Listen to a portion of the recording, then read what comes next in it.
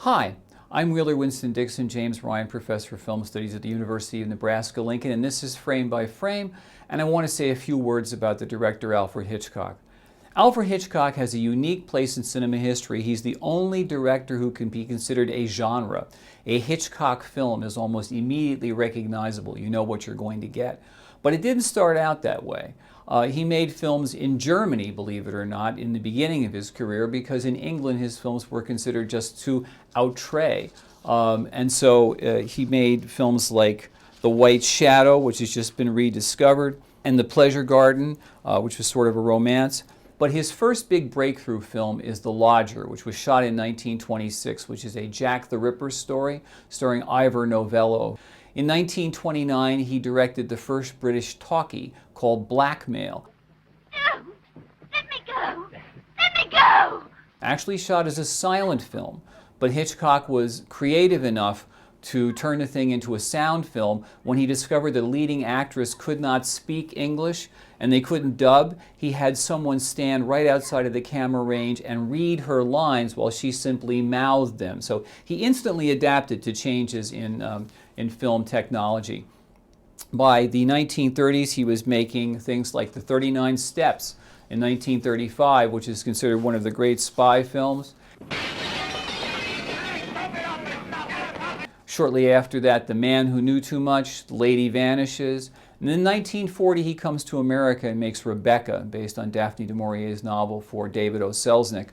Do you think the dead come back and watch the living? Hitchcock always storyboarded his films very, very aggressively. He always said that storyboarding was the most interesting part of the film and shooting the film was the least interesting part of the film.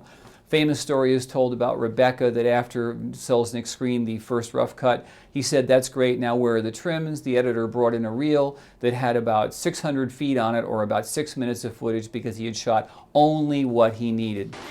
Before they get to us, go out and stop the music and tell them all. Honey, this is the Sutton Mansion. I'm just a guy from Glendale, California, wanted by the police. They'll grab me as soon as I open my mouth.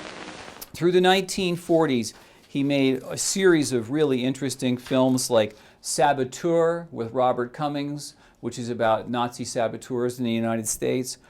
Shadow of a Doubt with Joseph Cotten, which is one of the more acidic tales of small-town America. The boat's too small right now for me, and it's German. Lifeboat, which a bunch of people are in a lifeboat who have just been sunk by a Nazi sub who are trying to survive in the sea. Spellbound, a psychological drama. Two fellows meet, like you and I. No connection between them whatsoever. Each one has somebody that he'd like to get rid of. So, they swap murders.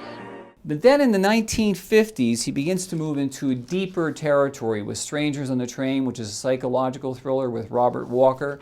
Then he goes into Vertigo with Jimmy Stewart. Rear Window with Jimmy Stewart as a photographer who is trapped in his apartment after an accident and views his neighbors and discovers that one of them is a murderer. And then, of course, in 1960, at this point, he's making features for Paramount and his television show for Universal, and he starts to make Psycho. That's a whole story in itself, and we'll do that in a separate frame by frame. But Hitchcock pretty much shattered the censorship barrier with Psycho. And after that, unfortunately, though, he never really topped it. He made The Birds in 1963. He made Marnie with Tippi Hedren shortly thereafter. His last film was The Family Plot in 1976. But he is definitely considered the master of suspense, a brilliant technician who is also an artist, and this is the important thing about him. He was one of the first people that the French picked up on as the auteur of all of his films. So Alfred Hitchcock, a person whom everybody knows about, the master of suspense.